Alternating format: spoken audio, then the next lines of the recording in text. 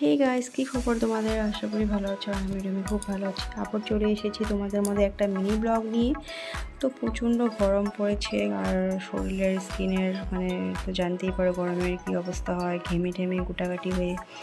তো ভাবলাম আজকে ঘরের কিছু একটা নুস্খা ট্রাই করি।